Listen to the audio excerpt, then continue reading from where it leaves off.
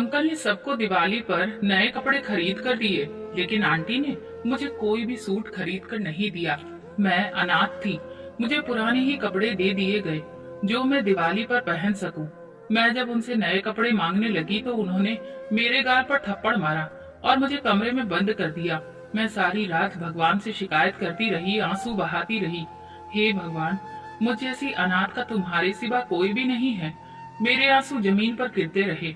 सुबह बाहर निकली तो आंगन में एक लाश पड़ी हुई थी और मेरे अंकल आंटी मेरे पैर पकड़कर भीख मांग रहे थे। बेटी, तुम हमें बचा लो। मैं जैसे ही उस लाश का चेहरा देखने लगी तो मेरा कलेजा मुंह को आ गया, क्योंकि वो तो आज फिर आंटी के खास मेहमान आए हुए थे जो मुझ जैसी अनाथ के लिए आंटी को दान के पैसे और कुछ कपड़े देकर जा रहे थे। मेरी आंटी की मासूमियत और हंसी सब कुछ एक दिखावा थी। मुझे अच्छे से पता था कि हमेशा की तरह आंटी इन पैसों से खुद ऐश करेगी और मेरे लिए कुछ भी नहीं लेकर आएंगी। मालती, नीचे आओ।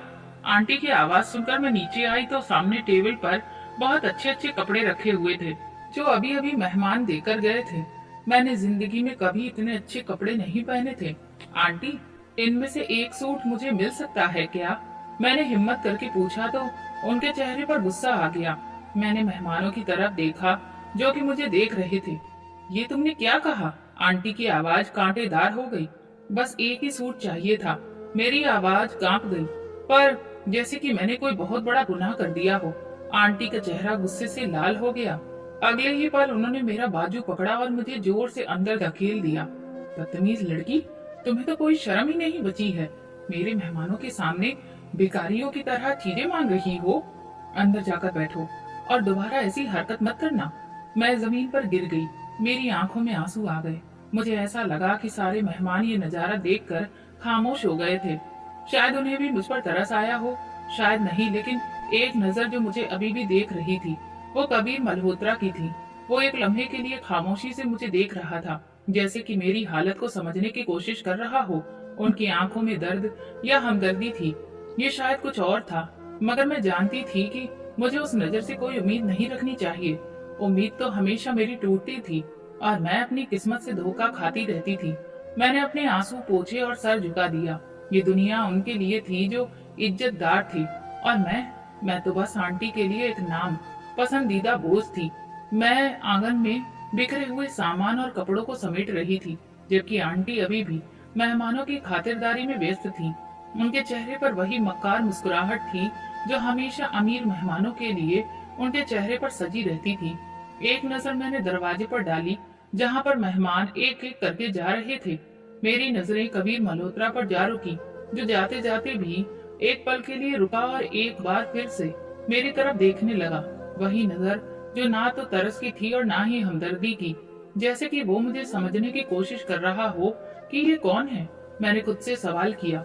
वो लंबा कद और मजबूत कदकाठी का शरीर, गहरी सोचती हुई आंखें, वो कोई आम इंसान नहीं लगता था। उसके चेहरे पर एक विश्वास से भरी चमक दिखती थी, जैसे कि वो हर चीज को तौलने की समझ रखता हो। कुछ पलों के लिए हमारी नजरें मिली, फिर मैंने तुरंत सर झुका लिया और दोबारा अपने काम में व्यस्त हो गई। मगर मुझे अंदाजा नहीं था कि एक नजर ने मेरी किस्मत को बदलने का फैसला कर लिया था। रात के वक्त जब मैं अपने छोटे से कमरे में चुपचाप लेटी हुई थी तो मुझे बाहर आंगन में आंटी और नैना की आपस में बातें करने की आवाज आई। ये तुम क्या कह रही हो? आंटी की आवाज में हैरत और गुस्सा साफ दिख रहा था। हाँ माँ, मैंने खुद सुना है। कबीर मल्होत्रा ने खुद रिश्ता भेजा है मालती के लिए। नैना की आवाज हैरानी से कांप रही थी। मेरा दिल एक पल के लिए रुक गया। ये रिश्ता मेरे लिए, ये तो एक ऐसी बात हो गई थी जैसे किसी सपने को सच्चाई में बदल दिया गया हो। मगर ये सपना मेरा नहीं था, ना ही मैंने कभी ऐसा सोचा था। ये तो नामुमकिन है। आंटी ने गुस्से से कहा, ये कैसे हो सकता है कि कबीर जैसे आदमी को मेरी नैना की बजाय वो अनाथ लड़की पसंद आ जाए। मैंने नैना की सांसें रुकती हुई महसूस की। मैं समझ गई थी कि ये आंटी के लिए सिर्फ हैरानी की बात नहीं थी, बल्कि उनके गुरूर पर गहरी चोट थी। नैना दरअसल कबीर को पसंद करती थी, लेकिन माँ, उन्होंने तो साफ साफ कहा है कि उन्हें तो मालती ही पसंद आई है और वो उसी से शादी करेंगे। नैना की आवाज में वो बेबसी थी। मैंने अपनी मुट्ठियां सख्ती से बंद कर ली। मेरी आंटी का चेहरा इस वक्त सख्त और बड़ा ही गुस्से से भरा हुआ था। वो किसी गहरी सोच में खोई हुई लग रही थी।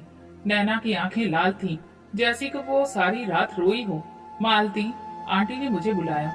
मैं जैसे ही आंगन में पहुंची, जी आंटी, वो मेरी तरफ देखकर हंसने लगी, लेकिन इस हंसी में जहर घुला हुआ था। तुम्हारे लिए कबीर मल्होत्रा का रिश्ता आया है। हालांकि ये बड़ी ही हैरत की बात है, लेकिन मैंने फैसला कर लिया है। क्या? मेरे मुंह से अचानक से ही निकल गया कि मैं इस रिश्ते के लिए हाँ कर रही हूँ। आंटी ने जबरदस्ती की मुस्कुराहट चेहरे पर लाकर कहा, लेकिन हाँ, एक बात याद रखना, ये शादी मेरी मर्जी से होगी और जो कुछ भी होगा वो मेरी मर्जी पर ही होगा। ये बात सुनकर मेरा दिल तेजी से धड़कने लगा। क्या ये शादी मेरे लिए एक नई शुरुआत होगी या फिर एक और नई मुश्किल? ये रिश्ता तय होने के बाद घर का माहौल बिल्कुल बदल चुका था। आंटी का व्यवहार अभी भी ठंडा था, लेकिन हैरानगी की बात ये थी कि उन्होंने अभी तक मुझ पर कोई भी सख्ती नहीं की थी। शायद वो मौके की तलाश में थी, मगर मैंने अभी तक उन्हें मौका ही नहीं दिया था। मैंने बस सिर्फ एक प्रार्थना कबूल होते हुए देखी थी। कबीर मल्होत्रा जैसे इंसान का मेरे लिए रिश्ता आना किसी चमत्कार से कम नहीं था।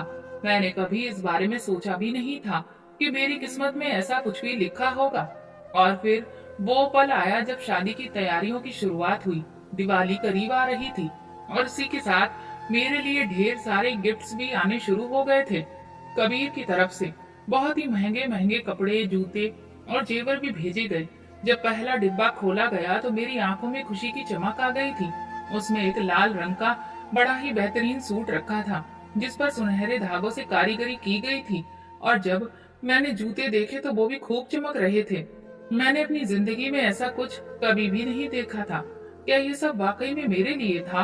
मैं बेयकीनी से आंटी की तरफ देखने लगी।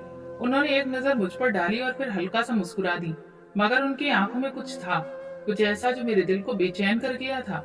ये सब बहुत खूबसूरत है ना आंटी? उन्होंने नरमी से कहा। मैंने सर हिलाया। हाँ, बहुत ज्यादा। आंटी ने एक पल के लिए मुझे थोड़ी सी वैल्यू दी और फिर कुछ पल रुककर बोली, ये सब कुछ नैना के लिए है। ये सुनते ही जैसे मेरी आंखों में धुआं छा गया। क्या? मेरी आवाज कम पड़ गई। हाँ, और तुम्हें क्या लगा था कि ये सब तुम्हारे लिए है? तुम इतनी कीमती चीजों के लायक हो? आंटी ने बड़ी ही बेरुखी से कहा। ये सब कुछ मेरी नैना पहनेगी, क्योंकि वही इन चीजों के काबिल है। मेरे हाथ ठंडे पड़ गए। लेकिन आंटी, ये सब कुछ तो कबीर ने मेरे लिए भेजा है, मैंने हिम्मत करके कहा।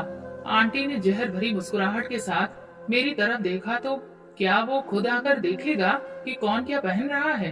तुम्हारी हैसियत मेरी इजाजत के बिना कुछ भी नहीं है, समझ गई?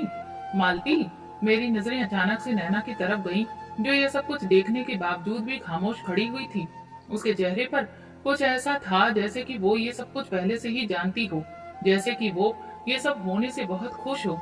आंटी ने हमेशा मेरी किस्मत को अपनी मुट्ठी में रखा था और अभी भी वही हो रहा था। मैं बस एक मोहरा थी जिसे वो अपनी मर्जी से इस्तेमाल कर रही थी।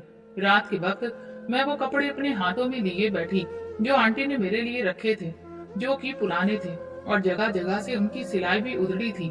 उनमें कोई भी चमक नहीं थी। ये मेरी किस्मत थी। मेरी आंखों में आंसू आ गए, मगर मैंने उन्हें पोंछ लिया और खुद को समझा लिया कि ये सब कुछ मेरे नसीब में था ही नहीं। शायद मैं ही गलत थी, जो एक पल के लिए सोच बैठी थी कि इन सब अच्छी चीजों पर मेरा भी कोई अधिकार बनता है। अगले दिन जब कबीर मल्होत्रा एक रस्मी मुलाकात के लिए आंटी के घर आया तो उसकी नजर तुरंत ही नैना के ऊपर गई। नैना ने वही महंगा सूट पहन रखा था जो कबीर ने मेरे लिए भेजा था। ये तो वही सूट है ना जो मैंने मालती के लिए भेजा था? कबीर ने अचानक से हैरान होते हुए कहा। आंटी ने तुरंत नरमी से जवाब दिया, बेटा, दरअसल मालती ने कहा कि उसे ये कपड़े पसंद नहीं, क्योंकि वो साधारण चीजें पहनना चाहती है। मेरे अंदर ये सुनते ही जैसे धमाका हो गया। क्या? कबीर ने हैरानगी से मेरी तरफ देखा। क्या ये सब कुछ सच है मालती? मैंने एक लम्हे के लिए अपनी जुबान खोलनी चाही, मगर आंटी की तेज नजरों ने मुझे रोक दिया। मैं जानती थी कि अगर मैंने कुछ भी कहा तो फिर उसका बहुत ही भयानक नतीजा निकल सकता था। मैंने सर झुकाकर धीरे से कहा कि हाँ, मैंने ही खुद मना कर दिया था।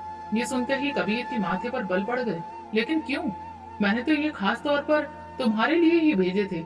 आंटी तुरंत ही बीच में बोल पड़ी, बेटा, तुम्हें तो पता है ना कि मालती शुरू से ऐसी ही है। उसे सादगी ही पसंद है। नैना को ये सूट ज्यादा पसंद आया, तो मैंने सोचा कि अगर मालती को इसमें दिलचस्पी नहीं है तो फिर ये कपड़े नैना ही पहन ले। नैना ने तुरंत सर हिलाकर आंटी की बात की हामी भर दी। कबीर मुझे गहराई से देखने लगा। शायद उसे मेरी खामोशी में कुछ अजीब सा लगा था। कबीर ने गहरी सांस ली और धीरे से कहा, ठीक है, अगर तुम यही चाहती हो तो ठीक है, लेकिन मुझे ये सब बहुत अजीब लगा। मुझे लगा था कि तुम ये सब देखकर बहुत खुश हो जाओगी। इसके बाद कबीर वहां पर ज्यादा देर तक नहीं रुका। वो चला गया, लेकिन जाते जाते उसकी नजरों में एक उलझन सी थी। वो शायद कुछ समझने की कोशिश कर रहा था, मगर आंटी की चालाकी ने उसे उलझा दिया था। जैसे ही दरवाजा बंद हुआ, आंटी ने मुझे बाजू से पकड़कर खींच लिया। देखा, एक शब्द भी मुंह से नहीं निकला। फिर वो जहर भरे लहजे में बोली, अगर तुम कुछ कहती तो याद रखना, ये रिश्ता तुम्हारी किस्मत से हमेशा के लिए मिटा दिया जाएगा। मैंने नम आंखों से आंटी को देखा, जो अपनी जीत पर खूब मुस्कुरा रही थी। शादी का दिन आ गया था, मगर मेरे दिल में खुशी की कोई भी लहर नहीं थी। मैं अपने छोटे से कमरे में बैठी हुई उन्हीं पुराने कपड़ों में थी जो अब तक मेरी पहचान रहे थे। बाहर शादी की धूम मची हुई थी, मेहमान आ रहे थे, आंटी हर चीज का खास ख्याल रख रही थी, और नैना, वो तो दुल्हन बनी बैठी हुई थी। मेरी हालत ऐसी थी जैसे कोई बेजान पुतला हो। मैं ना तो दुल्हन बनी, ना ही मेरी मेहंदी लगी, और ना ही वो खुशियों की चमक मेरे चेहरे पर थी जो हर दुल्हन की किस्मत होती है। लेकिन मुझे ये नहीं पता था कि असली कयामत तो अभी बाकी थी। मालती, जरा तुम मेरे साथ आओ, आंटी ने अंदर आकर बड़े ही कठोर लहजे में कहा। तो मैं तुरंत उठी और उनके पीछे चल दी। वो मुझे घर के अंदरूनी हिस्से के एक कमरे में लेकर आई। जैसे ही मैं अंदर दाखिल हुई, उन्होंने दरवाजा जोर से बंद कर दिया और बाहर से कुंडी लगा दी। आंटी, ये आप क्या कर रही हैं? मैंने दरवाजे पर हाथ मारा तो आंटी की मक्कारी से भरी हुई हंसी दरवाजे के पार से सुनाई दी। तुम क्या सोच रही थी मालती, कि क्या मैं तुम्हें नैना की जगह लेने दूंगी? ये सुनते ही मेरा दिल जोर से धड़कने लगा। आंटी, दरवाजा खोल दीजिए, ये आप क्या कर रही हैं? मैं तो बस वही कर रही हूँ जो तुम्हारी माँ ने मेरे साथ किया था। आंटी की आवाज जहर से भरी हुई थी, जैसे कि मेरी मोहब्बत को किसी और ने छीन लिया था। मैं भी तुमसे तुम्हारी खुशियों को छीन रही हूँ। बाहर अचानक शोर मच गया। आंटी ने चिल्लाकर कहा, मालती घर से भाग गई है। पूरे घर में हंगामा खड़ा हो गया। मेहमान हैरान थे। कबीर का चेहरा गुस्से और हैरत से भरा हुआ था। ये कैसे मुमकिन है? कबीर की आवाज बहुत सख्त थी। आंटी ने दिखावा करते हुए कहा, बेटा, हमें भी भरोसा ही नहीं हो रहा, लेकिन वो सुबह से कमरे में नहीं थी।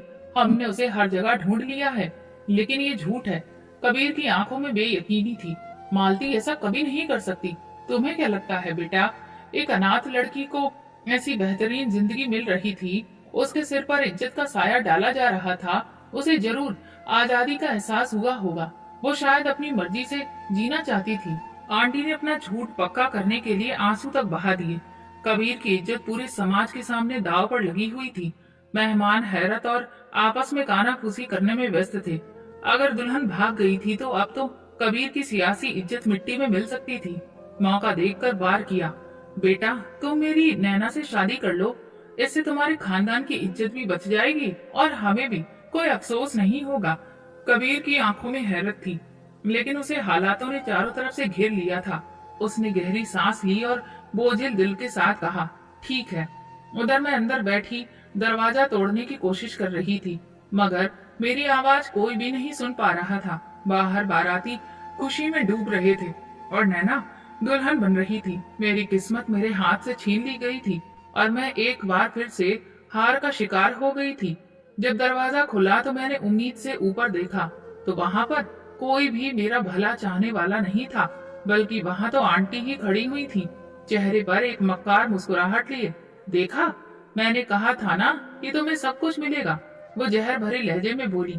मेरी आंखें आंसुओं से भीगी हुई थी। मैंने सूजी हुई आंखों से उनकी तरफ देखा, मगर मेरी जुबान जैसे बोलने की ताकत ही खो चुकी थी। आंटी अंदर दाखिल हुई और मेरे पास बैठकर धीरे से बोली, तुमने क्या सोचा था मालती? क्या तुम मेरे घर की मालकिन बन जाओगी? क्या मेरी बेटी का नसीब तुम्हारे हाथों में आ जाएगा? वो हंसी, ऐसी हंसी जो मेरी आत्मा तक को चीर गई। मैं बड़ी मुश्किल से होंठ खोलकर बोली, आंटी, आपने मेरे साथ ऐसा क्यों किया? उन्होंने बड़ी ही कटीली नजरों से मुझे घूर कर देखा। क्योंकि तुम्हारी माँ ने मेरे साथ यही किया था, तो मैं क्या करती? क्या मैं तुम्हें खुश देख सकती हूँ? तुम अनाथ हो, तुम मेरे बराबर कैसे आ सकती हो? मेरा दिल जैसे मुट्ठी में जकड़ लिया गया था। मैंने नजर झुका ली। आंटी, कम से कम आप मुझे इज्जत तो दे देती। मैंने आखिर आपका क्या बिगाड़ा था? मेरी आवाज हारी हुई लग रही थी। आंटी सीधी होकर तंजिया लहजे में बोली, तुम्हारी मौजूदगी ही मेरे लिए सबसे बड़ा नुकसान है। और देखो, अब मैं तुम्हें वहां पहुंचा चुकी हूँ जहां तुम हमेशा से थी, अंधेरे में। वो दरवाजा जोर से बंद करके चली गई और मैं वहीं पर पत्थर बनी बैठी रह गई। मेरे मन में आंटी की वो बात गूंजने लगी जो गुस्से में उन्होंने मुझे अपनी इतनी हद से ज्यादा गुजर जाने वाली नफरत की वजह बताते हुए कही थी। तुम्हारे बाप से मैं मोहब्बत करती थी, मगर उसने मुझे कभी भी प्यार भरी नजर से नहीं देखा और उसने तुम्हारी माँ से लव मैरिज कर ली। वो मेरा पड़ोसी था, मगर फिर भी उसने मुझे नजरअंदाज किया और फिर मेरी शादी उसी के दोस्त के साथ कर दी गई। मैंने अपनी आंखों के सामने तुम्हारे माँ बाप की मोहब्बत को परवान चढ़ते हुए देखा था। अब उनकी मौत के बाद ही तो मुझे ये मौका मिला है कि मैं अब इस बात का बदला ले सकूं। वो अपनी मोहब्बत के बदले की आग में बुरी तरह से जल रही थी और मुझे भी इस भट्टी में झोंक रही थी। ये सब सोचकर मेरी आंखों से लगातार आंसू बहने लगे। रात ढल चुकी थी, शादी भी हो चुकी थी। नैना अब कबीर मल्होत्रा की पत्नी थी और मैं तो बस एक पुरानी याद, एक अतीत का किस्सा बन चुकी थी। मैंने भगवान को याद करते हुए हाथ जोड़कर उनसे प्रार्थना की, अगर तुमने मेरे लिए यही किस्मत लिख रखी थी तो फिर मुझे मंजूर है, मगर क्यों? मैंने तो सिर्फ सच्चाई चाही थी, मोहब्बत भी नहीं, सिर्फ इज्जत चाही थी, खुशियां नहीं। लेकिन अगर ये भी मेरे नसीब में नहीं थी तो आखिर ऐसा क्यों हो रहा है? इस समय मेरा क्या कसूर था? मेरी हिचकियां कमरे में गूंज रही थी, मगर वहां कोई भी सुनने वाला नहीं था। अगली सुबह जब दरवाजा खुला तो आंटी ने गुस्से भरी नजर मेरे ऊपर डाली और बोली, चलो, तुम्हारी कैद का वक्त खत्म हो चुका है। मैंने उलझन और परेशानी के मिलते जुलते जज्बातों के साथ कहा, आखिर मैं कहाँ जाऊं आंटी? तो उन्होंने तंजिया मुस्कुराहट के साथ कहा, जहाँ तुम पहले थी, अपनी जगह पर, उसी जगह जो सिर्फ तुम्हारे लिए बनी है। उनके लहजे में छुपी कालिख ने मेरा दिल काट दिया था, लेकिन मेरे पास खामोश रहने के सिवा और कोई चारा नहीं था। मैं अब इस घर में रह जरूर रही थी, मगर मेरा वजूद जैसे बिना मतलब का हो चुका था। नैना की शादी के बाद सब कुछ बदल गया था। मैं वो बेचैन चीज थी जिसे आंटी ने किसी कोने में रखकर छोड़ दिया था। लेकिन उन दिनों आंटी मुझे बहुत ज्यादा परेशान नजर आ रही थी। हर वक्त वो फोन पर किसी से बहस में उलझती रहती थी। एक दिन मैंने उन्हें नैना से धीरे धीरे बात करते हुए सुना, तरुण ये क्या कर रहा है? वो आखिर मेरी बात क्यों नहीं मान रहा? आंटी गुस्से में कह रही थी, मम्मी वो तो वहीं पर सेटल हो जाना चाहता है। वो कह रहा था कि उसने वहाँ पर किसी को पसंद कर लिया है। नैना ने धीरे से कहा तो ये सुनते ही आंटी की सांसें तेज हो गईं। ये बिल्कुल नहीं हो सकता। मैं उसे वहाँ पर बस हायर स्टडीज के लिए ही लंदन भेजा था, ना कि किसी गोरी मेम के पीछे भागने के लिए। मेरा दिल ये सुनते ही धक्के से रह गया। ये बात तरुण के बारे में थी। तरुण जो कि आंटी का बेटा था, जो कई साल पहले लंदन में पढ़ने के लिए गया था और वहीं पर अब नौकरी कर रहा था। वो हमेशा ही आंटी का लाडला रहा था और वो चाहती थी कि वो वापस आकर यहीं पर शादी करे, मगर अब वो किसी और ही रास्ते पर जा चुका था। आंटी ने कुछ दिन तक खामोशी ओढ़ी, मगर फिर उनकी नजरों में वही खतरनाक चमक उभरी जो हमेशा आने वाले समय में किसी साजिश के अंजाम दिए जाने के समय पर होती थी। नैना, अगर तरुण वहाँ से नहीं आ रहा है तो हमें उसे बांधना होगा। हमें कुछ ऐसा करना होगा कि वो खुद ही भारत आने पर मजबूर हो जाए। आंटी की आंखों में एक ऐसा खतरनाक फैसला झलक रहा था कि नैना ने हैरान होते हुए पूछा। आंटी ने मुस्कुराते हुए मेरी तरफ देखा। मैं जो दरवाजे के पास ही खड़ी थी और उनके बात करने के लहजे से ही जान गई थी कि अब जरूर कोई वार मुझ पर होने वाला है। हम तरुण की शादी करवा देंगे और वो भी तुरंत। आंटी ने ये बात ऐसे कही जैसे कि वो शतरंज का कोई मोहरा चल रही हो। नैना की आंखें ये सुनते ही हैरत से फैल गईं। मगर मम्मी, वो तो वहाँ बहुत खुश है। वो कभी भी जबरदस्ती की शादी नहीं करेगा। आंटी की हंसी में एक शैतानी गूंज थी। जब सब कुछ तय हो जाएगा तो वो मजबूरन आखिरकार मान जाएगा और लड़की भी ऐसी होगी कि वो इनकार ही नहीं कर सकेगा। ये सुनते ही मैं अंदर तक कांप गई। मुझे अचानक एक बड़ा सा राज एहसास होने लगा। और वो लड़की कौन होगी? नैना ने पूछा, जैसे कि मैं ये जवाब सुनना नहीं चाहती थी, मगर फिर भी मैं यही चाहती थी कि वो लड़की मैं ना हूँ। आंटी ने मेरी तरफ देखकर कहा, मालती। ये सुनते ही मेरा पूरा शरीर बर्फ की तरह ठंडा पड़ गया। ये वो क्या कह रही थी? मेरी शादी तरुण से, वही तरुण जो मुझसे नफरत करता था, जो अपनी बहन की तरह मुझ पर हुक्म चलाता था, वही तरुण जिसकी तबीयत हमेशा से अजीब सी थी। मैंने हिम्मत करके आंटी से कहा, नहीं, मैं बिल्कुल भी ऐसा नहीं कर सकती। आंटी ने गुस्से में मुझे डांटा, और कोई चारा नहीं है मालती, मैंने फैसला कर लिया है और ये शादी होकर रहेगी। मगर तरुण ने तो खुद ही किसी और को पसंद कर रखा है। मैं बेबसी से बोली।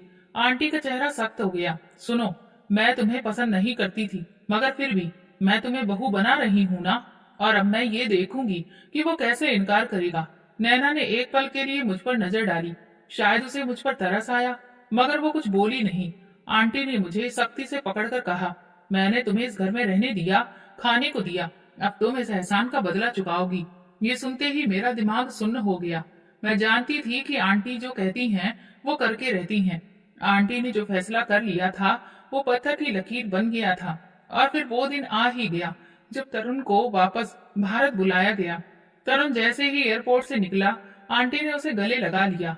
वो उनका लाडला बेटा था, जिसके लिए वो किसी भी हद तक जा सकती थी। मगर तरुण का चेहरा सख्त था। वो जानता था कि उसे एक जाल में फंसाया गया है। मम्मी, ये सब क्या है? आपने मुझसे कहा था कि घर आना बहुत जरूरी है, मगर अब पता चला कि आप मेरी शादी जबरदस्ती तय कर रही हैं। तरुण बड़े ही गुस्से से बोला। आंटी ने एक्टिंग करते हुए एक ठंडी आह भरी और बड़े ही दुखी लहजे में बोली, बेटा, ये सब कुछ तुम्हारे लिए ही है। तुम्हें तो अंदाजा भी नहीं है कि वो गोरी लड़की तो तुम्हारी जिंदगी बर्बाद कर देगी। मैं तो तुम्हारे लिए वही चाहती हूँ जो तुम्हारे परिवार की इज्जत के मुताबिक हो। माँ, मैंने कभी भी मालती के बारे में नहीं सोचा, और ना ही मैं उससे शादी करना चाहता हूँ। तरुण का लहजा सख्त था। तुम्हें करना ही होगा, आंटी ने अपने अंदाज में कहा। और बस तरुण के पास अब कोई रास्ता ही नहीं बचा था। मेरी दुनिया जैसे खत्म हो चुकी थी। मैं साधारण से कपड़ों में अपने कमरे में बैठी हुई थी। मेरी आंखें बेजान थी। मुझे कुछ भी महसूस ही नहीं हो रहा था। पंडित जी ने तरुण को मेरी मांग भरने के लिए कहा तो उसके चेहरे पर बहुत गुस्सा था। उसकी नजरों में बहुत सख्ती दिख रही थी, लेकिन फिर भी उसने मेरी मांग भर दी। ये सब कुछ जहर की तरह मेरे अंदर उतर रहा था। मेरी शादी मेरे लिए कोई खुशी की खबर नहीं थी, बल्कि एक कैद थी, एक और मुश्किल, एक और सजा। जब शादी पूरी हुई तो आंटी की आंखों में अकड़ और जीत दिख रही थी, जैसे कि वो बहुत बड़ी जंग को जीत चुकी हों। नैना की आंखों में कोई भी भाव नहीं दिख रहा था, और तरुण की आंखों में तो अजीब सी परछाइयां नजर आ रही थी। मैं जब तरुण के कमरे में बैठी हुई थी, खामोश पत्थर बनी हुई, तो मैंने खुद को समझा लिया था कि ये सब कुछ मेरे नसीब में लिखा हुआ था। दरवाजा धीरे से खुला और तरुण अंदर दाखिल हुआ। उसके कदमों की आवाज मेरे दिल की धड़कन से भी ज्यादा तेज थी। देखो मालती, एक बात कान खोलकर सुन लो। उसकी आवाज में नफरत भरी हुई थी। मैंने धीरे से सर उठाकर उसकी तरफ देखा। ये शादी मेरी मर्जी से नहीं हुई है। मैंने तुम्हें अपनाया नहीं है, और ना ही कभी ऐसा करूंगा। मेरे दिल की धड़कन ये सुनते ही पल भर के लिए रुक गई, मगर मैं खामोश रही। तुम्हें लगता है कि तुम्हें मेरी पत्नी कहलाने का हक मिल गया है, लेकिन इस गलत फहमी में बिल्कुल भी मत रहना। वो मेरे पास आया और मेरी तरफ उंगली उठाकर बोला, तुम सिर्फ एक बोझ हो जो मुझे जबरदस्ती थमा दिया गया है। मेरी आंखें ये सुनते ही नम हो गईं, मगर मैंने कोई भी जवाब नहीं दिया। मैं जानती थी कि मुझे इस जहर को भी चुपचाप पी जाना होगा। आंटी अब पहले से भी ज्यादा बेरहम हो चुकी थी। मैंने एक बार फिर से उनके परिवार में जगह बना ली थी, और वो मुझे इसकी सजा देना चाहती थी। उठो आलसी लड़की। उन्होंने सुबह सुबह ही मेरे ऊपर पानी फेंक दिया। जब मैं पूरी रात रोने के बाद थोड़ी देर के लिए गहरी नींद में चली गई थी। इस घर में आराम करना तुम्हारी किस्मत में नहीं लिखा है। मैंने अपने कपड़ों से पानी झाड़ा और खामोशी से किचन की तरफ चली गई। वो मेरे पीछे पीछे बोलती जा रही थी, तुम्हें ये सारे काम करने की आदत डालनी होगी, क्योंकि इस घर में तुम्हारी हैसियत एक नौकरानी से ज्यादा नहीं है। आंटी की कटीली आवाज मेरे कानों में गूंज रही थी, लेकिन मैंने कोई जवाब नहीं दिया। अब मेरे कोई भी सपने नहीं थे, कोई भी इच्छाएं नहीं थी, कोई भी शिकायत नहीं थी। तरुण ने भी अपनी जिंदगी को मुझसे बिल्कुल अलग कर लिया था। वो ज्यादातर देर रात तक घर से बाहर रहता, और जब आता तो सीधा अपने कमरे में चला जाता, और मुझे नजरअंदाज करना जैसे उसके लिए सबसे आसान काम बन गया था। मगर फिर भी कुछ पल ऐसे आते कि मुझे ये लगता था कि शायद वो पूरी तरह से आंटी के जैसा नहीं है। एक दिन मैं बहुत बीमार हो गई थी। आंटी ने मुझे दवा देने की जगह काम करने के लिए मजबूर कर दिया, लेकिन मेरी हिम्मत जवाब दे रही थी। पर फिर भी मैंने अपने होठों को सी लिया और खुद को जैसे तैसे घसीटती रही। उस रात जब सब लोग सो चुके थे, मैंने अपने कमरे में लेटे लेटे पानी लेने के लिए हाथ बढ़ाया तो मैं हैरान रह गई। बेड के किनारे पर दवाइयां रखी हुई थी। ये कब और किसने रखी? मैंने अपने आसपास देखा तो कमरे में अंधेरा था और बाहर हल्की रोशनी में तरुण का साया मुझे नजर आया।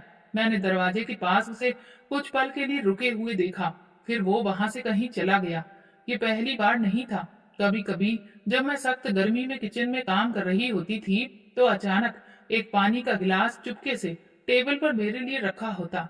कभी कोई चीज जो मुझसे गिर जाती, तरुण खामोशी से आकर खुद उठा देता, मगर मुझे एक शब्द कहे बिना वो खुलकर कुछ भी नहीं करता था। मगर हर बार मेरी चुप पर मदद करता। मगर क्यों? अगर उसे मेरा वजूद बर्दाश्त नहीं होता था तो मेरे लिए ये हमदर्दी क्यों? मैंने एक रात भगवान से सवाल करते हुए पूछा, अगर मैं सच में इस तरह की परीक्षाओं के लिए बनी हूँ तो फिर तुम मुझे हिम्मत देना। मगर अगर तरुण के दिल में मेरे लिए जरा सी भी नरमी है तो तुम उसे ही मेरा सहारा बना दो। लेकिन शायद तरुण खुद भी उलझा हुआ था। वो कभी मेरी मुश्किलों को देखकर खामोश रहता तो कभी चुपके से मेरी मदद कर देता, और मैंने तो खुद को इन मुश्किलों के हवाले कर दिया था।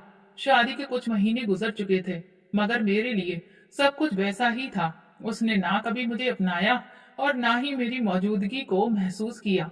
आंटी के जुल्म हमेशा की तरह मुझ पर अभी भी जारी थे और इस घर में मेरी हैसियत अभी भी एक बेकार कचरे में पड़े हुए सामान के जैसी थी।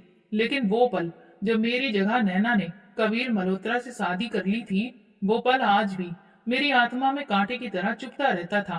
कभी कभी जब मैं किचन में चाय बना रही होती या फिर बर्तन धो रही होती और आंटी खुशी खुशी नैना की बातें कर रही होती तो मुझे ऐसा लगता कि जैसे मेरा अतीत मेरा मजाक उड़ा रहा हो। नैना और कबीर की जोड़ी तो वाकई बहुत बेहतरीन है। आंटी बड़े ही गर्व के साथ कहती, वो दोनों कितना साथ में खुश हैं, और देखो मेरी बेटी कितनी सानो शौकत के साथ रहती है। हाँ, वो सच में बहुत खुश थी। वहां नैना को मालकिन की जैसी हैसियत दे दी गई थी। फिर एक दिन एक ऐसा पल आया जिसने मेरी हसरतों को जैसे जोरदार हवा दे दी। आंटी किसी प्रोग्राम में जा रही थी और मुझे भी जबरदस्ती अपने साथ लेकर गई, शायद इसलिए ताकि मैं वहां पहुंचकर खुद को और भी ज्यादा नीचा महसूस करूं। वहां लोगों की भीड़ में मेरी नजरें एक इंसान पर जाकर रुक गई, कबीर मल्होत्रा। वो अभी भी वैसा ही था, गंभीर, आत्मविश्वास से भरा हुआ, और उसके चेहरे पर वही कशिश थी जो पहली बार मैंने देखी थी। और उसके साथ खड़ी हुई थी नैना, आंटी की लाडली बेटी, जिसे मेरी जगह दे दी गई थी। वो बहुत ही खूबसूरत कपड़ों में कीमती जेवर पहने हुए एक खुशहाल और सुकून भरी जिंदगी जी रही थी। उसके चेहरे पर सुकून दिख रहा था, जैसे कि उसने कभी कोई तकलीफ ही नहीं देखी हो, जैसे दुनिया की हर खुशी उसके कदमों में बिछा दी गई हो। कबीर की नजरें एक पल के लिए मुझ पर पड़ी। मुझे लगा जैसे वो पल वहीं पर ठहर गया हो, जैसे वो कुछ सोच रहा हो। क्या उसे ये याद था कि मैं कौन हूँ, या फिर वो बस हैरान था कि मैं यहाँ पर क्या कर रही हूँ। मगर मैंने तुरंत नजरें झुका ली। मैं उसकी जिंदगी में कभी कुछ थी ही नहीं, तो फिर अब क्या फर्क पड़ता था। आंटी ने मेरी तरफ एक साजिश भरी मुस्कुराहट चेहरे पर लाकर देखा, जैसे कि उन्हें बहुत खुशी हो रही हो कि मैं खुद अपनी आंखों से अपनी बेकदरी देख रही हूँ। नैना और कबीर की खुशहाल जिंदगी का बोलबाला मेरे चारों तरफ घूमता रहता था। आंटी के लिए बहुत ही गर्व की बात थी कि उनकी बेटी एक बहुत बड़ी सियासी शख्सियत की पत्नी थी, और मैं तो इस कहानी का वो किरदार थी जिसे तो जमीन में पूरी तरह से दफना दिया गया था। वो एक साधारण दिन था, मगर आंटी का चेहरा कुछ अलग ही तरीके से काफी सख्त दिख रहा था और परेशान नजर आ रहा था। उनके चेहरे पर एक अजीब सी बेचैनी थी, जैसे कि कोई बहुत बड़ा तूफान आने वाला हो। मम्मी, आपने ये खबर सुनी है? नैना हाँफती हुई अंदर दाखिल हुई। आंटी ने तुरंत ही उसकी तरफ देखा। क्या? कबीर? कबीर के बारे में सब कुछ झूठ था। नैना की आवाज में कपकपी थी। आंटी की आंखें हैरत से फैल गईं। क्या? आंटी फौरन नैना के पास आईं और उसके कंधे पकड़ लिए। क्या बकवास कर रही हो? साफ साफ बताओ। नैना के चेहरे पर परेशानी साफ लिखी हुई थी। कबीर तो पहले से ही शादीशुदा था। ये सुनते ही पूरे घर में खामोशी छा गई। आंटी का चेहरा सफेद हो गया। ये सब झूठ है, उन्होंने गुस्से से कहा। नहीं मम्मी, ये सब सच है। नैना की आंखों में आंसू आ गए। कबीर की पत्नी लंदन में रहती है और उसके नाम पर ही कबीर की सारी प्रॉपर्टी है। इसीलिए कबीर ने दूसरी शादी की थी ताकि उसे अपना वारिस मिल सके, क्योंकि कबीर की पहली पत्नी बांझ है। ये सुनते ही मेरे कानों में जैसे कोई जोरदार धमाका हुआ हो। नैना की सांस फूली हुई थी, जैसे कि उसे भरोसा ही नहीं हो रहा हो कि उसके साथ ये सब हो चुका है। उसने मुझे इस्तेमाल किया है मम्मी, नैना ने गुस्से से आंटी से कहा। उसने मुझे और हम सबको धोखा दिया। उसने सिर्फ और सिर्फ बच्चा पैदा करने की खातिर ही मुझे से शादी की थी। मेरी आंखों में भी अचानक से आंसू आ गए। ये वही इंसान था जिसके लिए आंटी ने मेरी जिंदगी बर्बाद कर दी। ये वो रिश्ता था जिसे मेरी किस्मत से जबरदस्ती छीन लिया गया था। आंटी की आंखों में पहली बार बेबसी नजर आई। ये कैसे मुमकिन है? कबीर ऐसा कैसे कर सकता है? मम्मी, उसके पास सब कुछ था मगर उसे एक बेटा चाहिए था। नैना की आवाज कपकपा रही थी। मुझे नहीं पता था कि मैं एक ऐसे आदमी के साथ बंधी हुई हूँ जो सिर्फ अपने मकसद के लिए दूसरों को इस्तेमाल करता है। आंटी ने जल्दी से खुद को संभाला, जैसे कि उनके कदमों तले जमीन निकल गई हो। मैं कोने में खड़ी सब कुछ सुन रही थी। आंटी ने मेरी किस्मत को छीन लिया था मगर भगवान ने मुझे बचा लिया था। कबीर मल्होत्रा की सच्चाई खुलने के बाद नैना की जिंदगी का सुकून पूरी तरह से बर्बाद हो चुका था। वो तो अभी तक यही समझ रही थी कि उसने एक बहुत ही शानदार जिंदगी हासिल कर ली है। आज वही जिंदगी भयानक सपने में बदल चुकी थी। कुछ महीने बाद जब नैना ने एक बेटे को जन्म दिया तो वो खुशी से निहाल थी। उसे लगा कि शायद अब कबीर उसे इज्जत देगा, उसे अपनी जिंदगी में पूरी तरह से शामिल कर लेगा। लेकिन उसे ये नहीं पता था कि वो सिर्फ एक मोहरा थी, सिर्फ एक जरिया जिससे कबीर को उसका वंश बढ़ाने वाला मिल चुका था। बेटे के पैदा होने के कुछ हफ्तों के बाद ही नैना के हाथ में तलाक के कागजात थे। ये क्या है कबीर?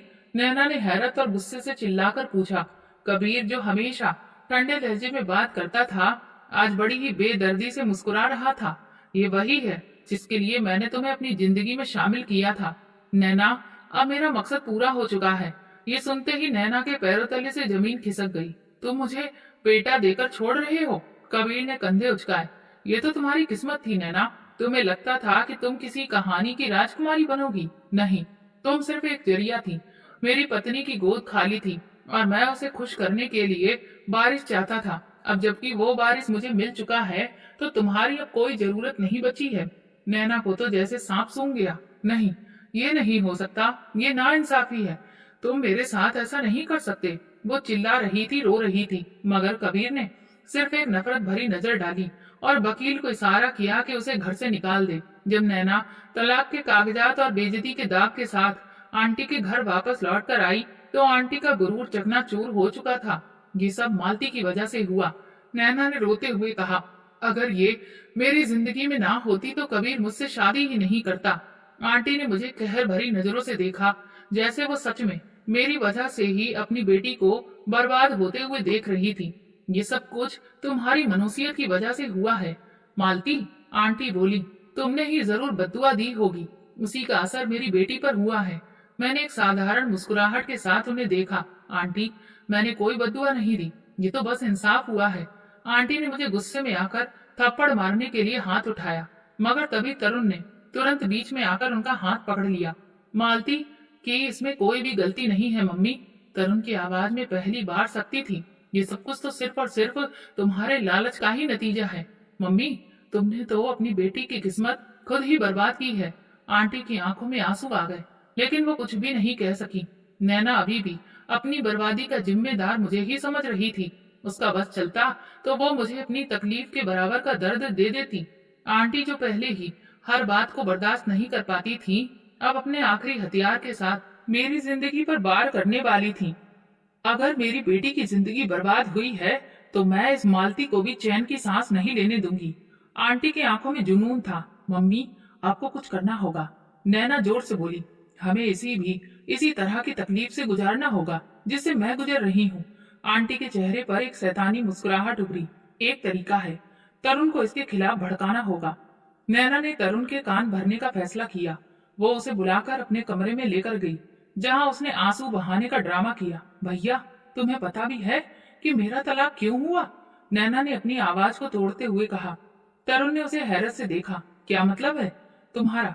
सबको पता है, कि कबीर धोखेबाज था। नहीं भैया, नैना ने तुरंत कहा, ये सब कुछ सिर्फ मालती की वजह से हुआ है। वो हमेशा से कबीर के करीब रहने चाहती थी। वो छुप छुप कर उसे खूब फोन पर बातें करती थी और शायद इसीलिए कबीर ने मुझसे शादी भी की थी, क्योंकि वो मालती को किसी न किसी तरीके से अपने करीब रखना चाहता था। तरुण ने हैरत से आंखें सिकोड़ ली।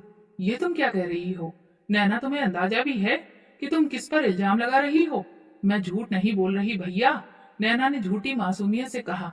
तुमने कभी ये सोचा है कि मालती के साथ सब कुछ हमेशा अजीब ही क्यों होता है? वो पहले कबीर को मिली, फिर तुम्हारी जिंदगी में भी जबरदस्ती दाखिल हो गई। तुम्हें नहीं लगता कि उसने हमारे परिवार को बर्बाद कर दिया है? तरुण के चेहरे के एक्सप्रेशन बदलने लगे थे। उसने नैना की तरफ ध्यान से देखा और सोच में पड़ गया। और मम्मी अब यही चाहती हैं भाई कि तुम मालती को छोड़ दो, क्योंकि वो हमारे परिवार के काबिल नहीं है। नैना ने आखिरी बार किया था। रात को जब तरुण घर वापस लौट कर आया तो उसका रवैया बहुत ही अजीब था। वो खामोश था, मगर उसके चेहरे पर सख्ती दिख रही थी। मैंने महसूस किया कि वो मुझे कुछ कहना चाहता था, मगर रुका हुआ था। क्या हुआ है? मैंने धीरे से पूछा। तरुण ने मुझे तेज नजरों से देखा। ये सब कुछ झूठ है ना? क्या? मैं हैरान हो गई कि तुम्हारा कबीर के साथ कोई रिश्ता था? तरुण की आवाज में सख्ती थी। मेरा दिल ये देखकर जोर से धड़कने लगा। ये सब कुछ झूठ है। तुम्हें भी मुझ पर भरोसा है ना कि मैं ऐसा कुछ भी नहीं कर सकती? रात के वक्त तरुण मेरे कमरे के दरवाजे के पास खड़ा था, लेकिन वो अंदर नहीं आया। मैं जानती थी कि वो किसी फैसले की कसम में डूबा हुआ था। क्या तुम वाकई में सच कह रही हो? उसने दरवाजे पर खड़े खड़े ही मुझसे ये सवाल किया। मैंने अचानक से अपनी आंखें बंद कर ली कि कितनी तकलीफ की बात थी कि वो जिससे मेरी सच्चाई पर सबसे ज्यादा भरोसा होना चाहिए था, वही मुझसे इस तरह का सवाल कर रहा था। मैंने धीरे से कहा, तरुण, मैंने सारी जिंदगी लोगों के फैसले सहे हैं। अगर तुम भी उनकी बातों में आकर फैसला कर चुके हो तो मैं अब और सफाई देने की जरूरत नहीं समझती हूँ। तरुण खामोश हो गया। शायद उसने मेरे लहजे की थकान को महसूस कर लिया था। अगली सुबह आंटी ने अपना आखिरी हथियार चलाया। तरुण, तुम इस लड़की को तलाक दे दो, आंटी ने अपनी मक्कारी भरे अंदाज में कहा। नैना ने भी सिर हिलाया। हाँ भैया, हमें इस घर में और कोई बदनामी नहीं चाहिए। मैं चुपचाप खड़ी सब कुछ सुन रही थी, मगर हैरत मुझे उस वक्त भी हुई जब तरुण ने तुरंत जवाब दिया। अगर मैं ऐसा ना करूं तो? तरुण ने ठंडे लहजे में कहा। ये सुनते ही आंटी और नैना के चेहरे पर हैरत फैल गई। क्या मतलब? आंटी ने चिल्लाकर कहा। तुम्हारा दिमाग खराब हो गया है क्या? तुम इस लड़की के साथ रहोगे? हाँ मम्मी, मैं इसी के साथ ही रहूंगा, तरुण ने सुकून के साथ कहा, मगर उसके लहजे में पहली बार मजबूती थी। ये क्या बकवास है? तुम्हें मेरी और नैना की इज्जत का कोई ख्याल नहीं? आंटी ने चिल्लाना शुरू कर दिया। तरुण ने गहरी सांस ली और आंटी की आंखों में आंखें डालकर कहा, मम्मी, इज्जत वो होती है जो इंसान अपने चरित्र से कमाता है, किसी और की जिंदगी बर्बाद करके नहीं। मैं आज ही मालती के साथ अलग हो रहा हूँ मम्मी, तरुण ने दो टूक अंदाज में कहा। ये सुनते ही आंटी और नैना के ऊपर तो जैसे बिजली ही गिर गई हो। तुम इस मनहूस को लेकर अपने साथ जा रहे हो? नैना गुस्से में बुरी तरह से चीखी। मनहूस वो नहीं है नैना, मनहूस तो वो फैसले थे जो तुमने और मम्मी ने किए थे, जिनकी वजह से आज तुम खुद ही रो रही हो। तरुण ने कड़वी सच्चाई कही। आंटी की आंखों में बेबसी थी। नैना का चेहरा भी सफेद पड़ गया, मगर तरुण अब पीछे हटने वाला नहीं था। उसी दिन तरुण ने पहली बार मेरा हाथ पकड़कर सबके सामने कहा, चलो मालती, हम अपनी जिंदगी अपने तरीके से गुजारेंगे, किसी और के तरीकों से नहीं। मैंने पहली बार ये महसूस किया कि मेरे साथ भी कोई खड़ा हुआ है। हमने ये घर छोड़ दिया, मगर मैं जानती थी कि ये पहली बार था कि मैं किसी के साथ अपनी पहचान को लेकर जा रही थी, किसी के बोझ के तौर पर नहीं। घर छोड़ने के बाद हम सीधा एक होटल में आए। मैं खामोश थी, हैरान थी और शायद बेयकीनी में भी थी। बैठो, उसने कहा। मैंने नजरें झुकाकर उसकी तरफ देखा। वो अभी भी वही इंसान था, मगर उसकी आंखों में पहली बार मेरे लिए हमदर्दी और नरमी थी। ये सब क्यों किया तुमने? मैंने हिम्मत करके पूछा। तरुण ने गहरी सांस ली और थोड़ी देर तक खामोश रहा, जैसे कि खुद भी समझने की कोशिश कर रहा हो कि वो ऐसा क्यों कर रहा है। फिर उसने धीरे से कहा, शायद बहुत देर से समझा, मगर सच यही है कि तुम बेकसूर थी मालती। तुम पर जो कुछ भी जुल्म हुए वो कभी भी किसी भी लड़की के साथ नहीं होने चाहिए थे, और मैं भी इस जुल्म में शामिल था। मेरी आंखें हैरत से फैल गईं। ये वही तरुण था जो मुझे बेकार का समझता था, जो मुझे हमेशा ही बेइज्जत करता रहता था। मैंने तुम्हें कभी भी इज्जत नहीं दी, कभी भी नहीं अपनाया, बल्कि हमेशा तुम्हें नजरअंदाज किया। तरुण ने अपनी नजरें झुकाते हुए कहा। मगर जब मैंने ये देखा कि मम्मी और नैना तुम पर किस तरह से इल्जाम लगा रहे हैं, तो मुझे एहसास हुआ कि मैं कितनी बड़ी गलती कर रहा था। मैंने तुम्हें गलत समझा, मैंने उनकी बातों में आकर तुम्हें बुरा समझा। मगर आज जब सब कुछ साफ हो गया है, तो मैं ये जान गया हूँ कि सच क्या है और झूठ क्या। मेरी आंखों में आंसू आ गए। तो अब क्या होगा? मैंने धीरे से पूछा। तरुण ने मेरी तरफ देखा और पहली बार मुझे ऐसा लगा कि वो मुझसे नजरें चुराने की बजाय मेरा सामना कर रहा है। अब हम अपनी जिंदगी खुद बनाएंगे, बिना किसी के साए में, बिना किसी के फैसलों के। मैं तुम्हें उस इज्जत के साथ रखना चाहता हूँ जो हमेशा से ही तुम्हारा हक थी, अगर तुम चाहो तो। ये कहकर वो रुक गया और अपनी बात पूरी नहीं कर सका, जैसे वो मेरे साथ कोई भी जबरदस्ती नहीं करना चाहता था। मैंने अपनी आंखें बंद करके एक गहरी सांस ली। यही तो मैं हमेशा से चाहती थी कि मुझे वो अपना ले, मेरा अपना वजूद हो। मैंने अपनी आंखें खोली और फिर सामने तरुण को देखा। क्या तुम वाकई में बदलना चाहते हो? तो फिर मैं भी एक नई शुरुआत के लिए तैयार हूँ। तरुण ने हल्की मुस्कुराहट के साथ अपना सर हिलाया और मैंने सुकून की सांस ली। वक्त कभी किसी के लिए एक जैसा नहीं होता, मगर कुछ जख्म ऐसे होते हैं जो वक्त के साथ भरने लगते हैं। मैंने कभी नहीं सोचा था कि मेरी जिंदगी में भी एक लम्हा ऐसा भी आएगा जहां मैं खुद को किसी के रहमो करम पर नहीं बल्कि बराबर का हिस्सेदार महसूस करूंगी। धीरे धीरे एक साल गुजर चुका था। तरुण सच में खुद को बदलकर दिखा चुका था। वो वही इंसान था जो एक साल पहले मेरी मौजूदगी से भी बहुत चिढ़ता था, मगर अब वही मुझे इज्जत से देख रहा था। अक्टूबर का महीना शुरू हो चुका था, जिसमें ढेर सारे त्योहार होते हैं। मैंने पहली बार इस महीने को सुकून और खुशी के साथ गुजारा था। तरुण ने एक दिन अचानक से कहा, चलो तुम्हारे लिए बाहर से शॉपिंग करने चलते हैं। मैं उसे हैरत से देखने लगी। मेरे लिए शॉपिंग? तरुण ने मुस्कुराकर सर हिलाया। हाँ, तुम्हारे लिए। तुमने हमेशा दूसरों के लिए कुर्बानी दी। तुम अपनी खुशी के बारे में भी सोचो। शॉपिंग मॉल में घूमते हुए मैंने वो सब कुछ देखा जो कभी मेरी पहुंच से दूर था। कीमती कपड़े, चमचमाती हुई सैंडल, जेवर, सब कुछ वहां पर, सब कुछ था जिससे मैं हमेशा हसरत भरी नजरों से दूर से देखती रहती थी। और आज मेरे पास वो सब कुछ लेने के लिए एक ऐसा इंसान था जो मुझे इज्जत के साथ रखना चाहता था।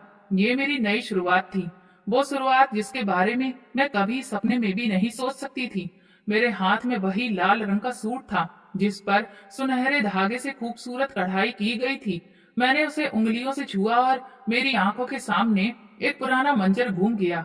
आंटी के घर का आंगन, दान किए गए कपड़ों का ढेर और मेरी हसरत भरी नजरें। मैंने तभी सैंडल के सेल्फ पर नजर डाली जहां एक से एक महंगी सैंडलें सजी हुई थी। मेरे दिल में एक टीस उठी और आंखों से आंसू लगातार बहने लगे। मालती, तुम्हें क्या हुआ है? तरुण ने परेशानी से पूछा। मैंने उसकी तरफ देखा, आंखों में बरसों की तकलीफ लिए। मैंने उससे कहा, कुछ नहीं, ये बस एक कड़वी याद थी जो आज खत्म हो गई। और कहा, ये सब तुम्हारा अधिकार था, हमेशा से, बस किस्मत ने ही देर कर दी। मेरी हसरत अब खत्म हो चुकी थी। भगवान ने मुझे इससे भी ज्यादा बेहतर दे दिया था जो मैंने कभी मांगा था। तरुण ने मुस्कुराकर सर हिलाया। भगवान की मर्जी हमेशा हमारे लिए सबसे बेहतर होती है, बस हमें उन पर भरोसा रखना चाहिए। और मैंने आज वाकई ये सीख लिया था कि सब्र हमेशा बेहतरीन इनाम लेकर आता है। वक्त ने सब कुछ बदल दिया था। वो आंटी जो खुद को एक ऐसी इंसान समझती थी जिसे कभी कोई हरा नहीं सकता था, आज टूटी हुई थी। वो नैना जो कभी मेरी किस्मत पर कब्जा कर चुकी थी, आज खुद अपनी ही बर्बादी का शिकार हो चुकी थी।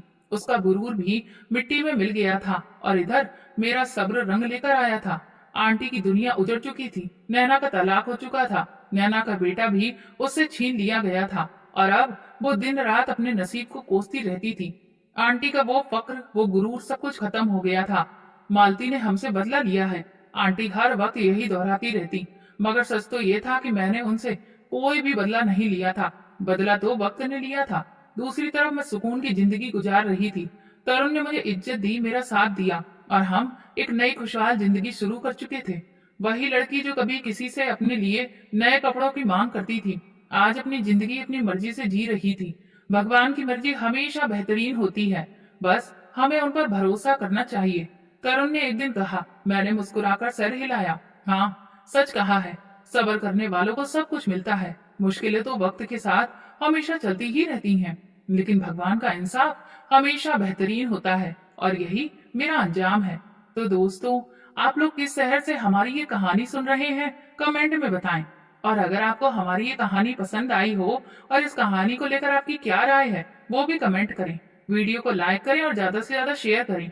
अगर आप चैनल पर नए हैं तो सब्सक्राइब जरूर करें और नोटिफिकेशन बेल दबाएं ताकि अगली अपडेट सबसे पहले आपको मिले। धन्यवाद।